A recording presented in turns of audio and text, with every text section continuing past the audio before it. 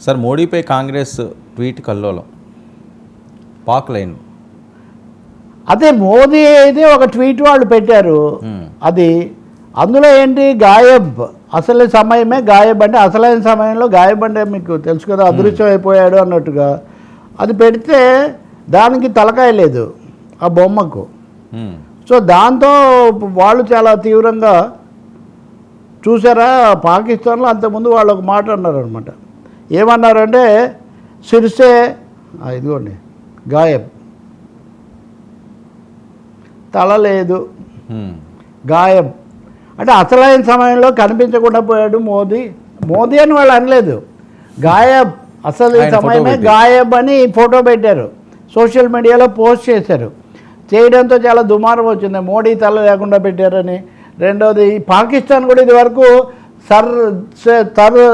Sir తన్సే Jodo అన్న దాన్ని పెట్టారు. ఇది అంటే చివరకు వాళ్ళు కంగారు పడిపోయి దాన్ని తీసేశారు. నిజంగా ఇంత అనాలోచితంగా వాళ్ళేమో వెనక్కి కత్తి పట్టుకొని వెన్నుపోటు పొడుస్తారని అర్థం వచ్చేట్టు వాళ్ళు పెట్టారు.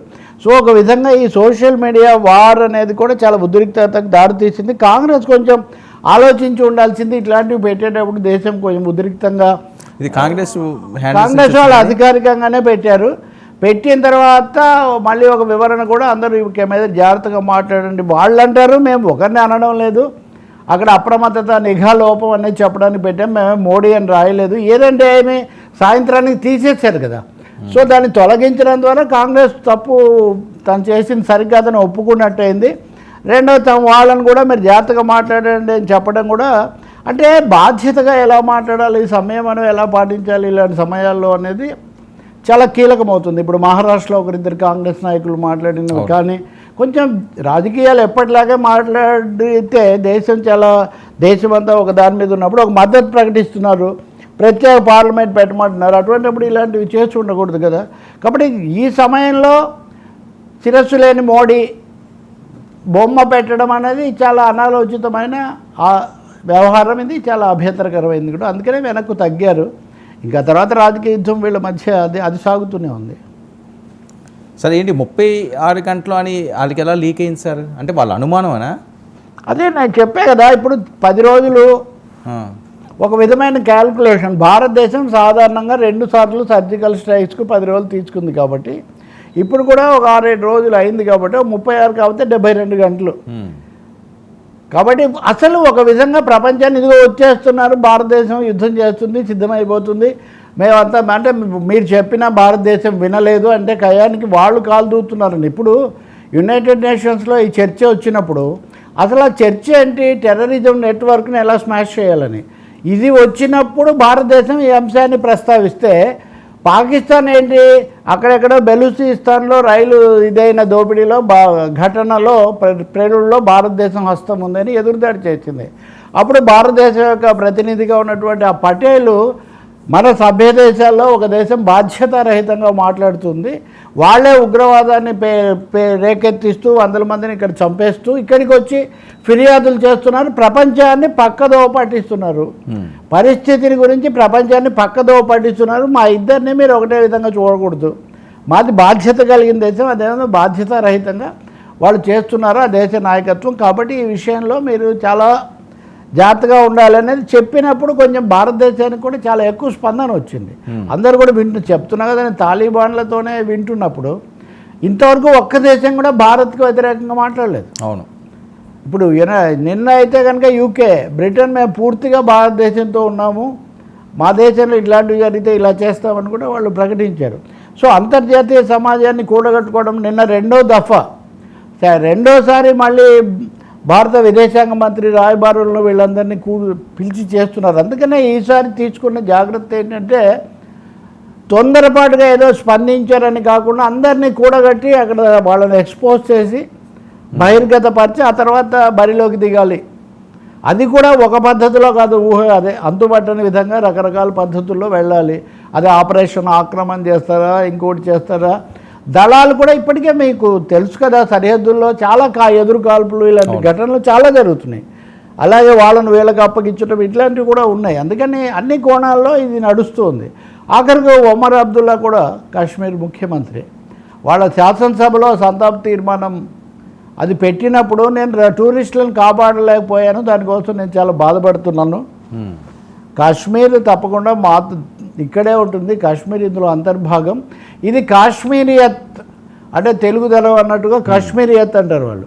కాశ్మీరియత్ మీద దాడి ఇది అన్న మాట అతను వాళ్ళందరూ శాసనసభలో చెప్పారు.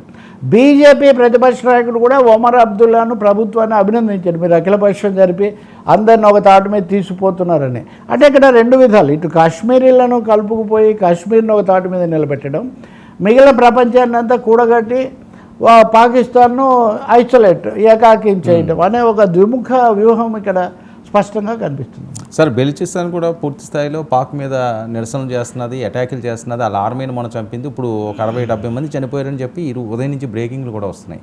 అంటే అక్కడ ముందు నుంచి కొంత ఇన్సర్జెన్సీ తిరుగుబాటు ఉంది. రెండవది పాకిస్తాన్ ప్రభుత్వం కూడా చాలా నిరంకుశంగా, ఇప్పుడు కాదు ఎప్పటి నుంచో సరిహద్దుగా ఉంది అంటాం మనం, అప్పటి నుంచి కూడా ఆ స్థానిక ప్రజల యొక్క అభివృద్ధి వీటిని ఆకాంక్షలను వీటిని అందుకోవడం కాకుండా వాళ్ళు అణచివేసే ఒక పద్ధతి, సైనిక పద్ధతి ఇంకెక్కడ చూసినా వాళ్ళు ఒకటే కదా, వింటే మా మాట వినండి.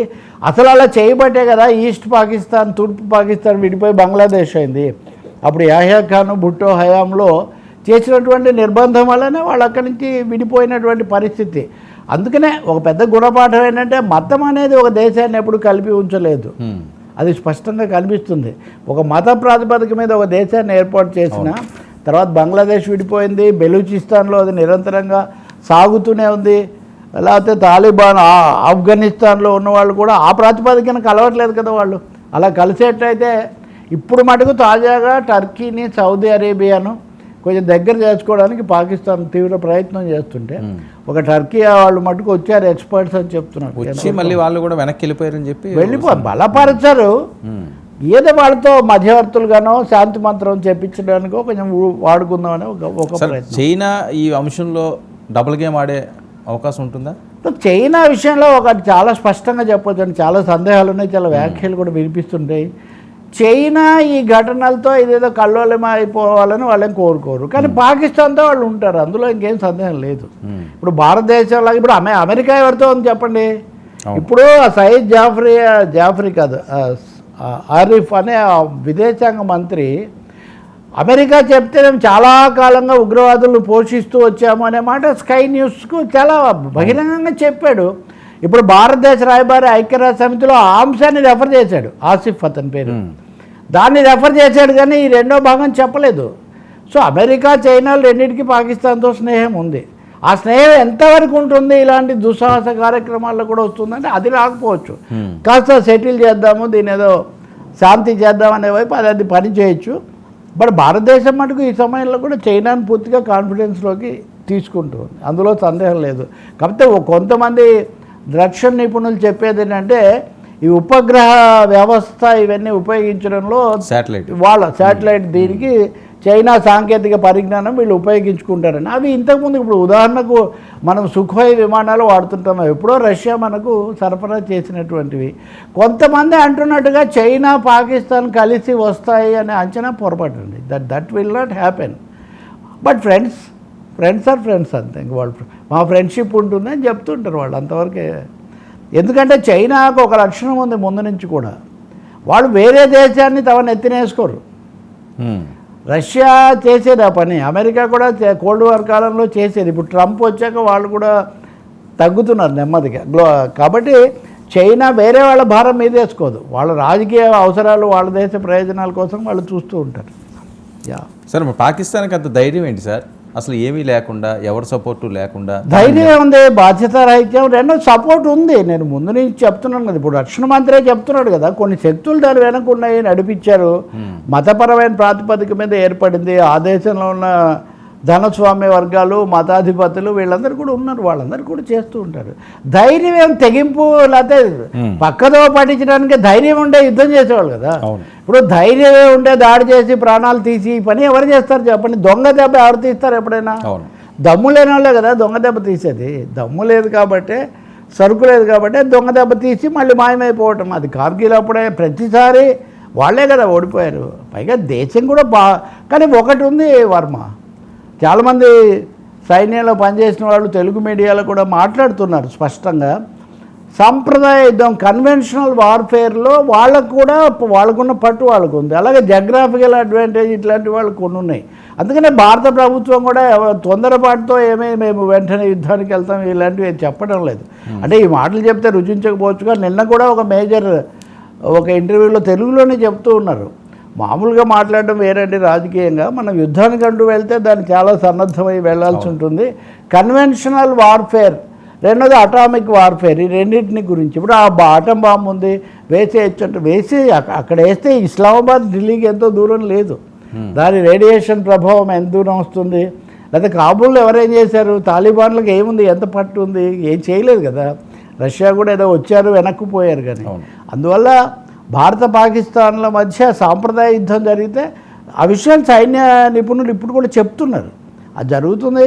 కానీ అందుకే షాకింగ్, ఊహించని దెబ్బ అనేది వ్యూహాత్మకమైన మాట మోదీ చెప్తుంది. మామూలు లెక్కల ప్రకారం మీరు ఆలోచించకండి, ఆ లెక్క వేరు. ఈ సమయంలో మోదీ లెక్క వేరుగా ఉంది, భారత ప్రభుత్వం యొక్క లెక్క వేరుగా ఉంది, రాజకీయాలు కూడా అప్పటికిప్పటికి వేరుగా ఉన్నాయి. సో పాకిస్తాన్ ఒకవేళ ఎవరైనా తోసి వాళ్ళని ముందుకు నెట్టినా కానీ వాళ్ళు కనీసం తోయకుండానే పడిపోయే స్థితిలో ఉన్నారు వాళ్ళు. వార్ఫేర్ అంటారా, అది వేరు, అక్కడ మళ్ళీ పరిస్థితులు అవన్నీ వేరుగా ఉంటాయి. ఆ అక్కడి దాకా తీసిపోకుండా ఇంకొకటి కూడా వర్మ, దౌత్య నీతిలో కానీ యుద్ధ నీతిలో కానీ ఎదుటివాడు కోరుకొని రగిలించినప్పుడు రంగంలోకి దిగటం నీతి కాదు. అది మీరు సిద్ధమై మీరు దానికి అదిగా ఉంటే అప్పుడు ఆ పరిస్థితి వేరు. యుద్ధాలు ఏది సైన్యాలు సిద్ధంగా ఉన్నాయన్నది వేరే మాట, అవి కాపాడుకోవడానికి ఆత్మ డిఫెన్స్ అనే మాటకు తెలుగులో మనం రక్షణ అనే కదా వాడతాం. అందువల్ల తప్పకుండా గుణపాఠం చెప్తారు, ఊహించని విధంగా చెప్తారు. షాకింగ్, యుద్ధాన్ని మించిన షాక్ అంటున్నాను నేను. అందుకే చాలాసార్లు యుద్ధం కంటే కూడా షాకింగ్ థింగ్స్ చాలా ఉంటాయి. అది నీళ్ళ దగ్గర నుంచి జరుగుతుంది, ఆయుధాల నుంచి జరుగుతుంది, వీసాల నుంచి జరుగుతుంది, వాణిజ్యంలో జరుగుతుంది.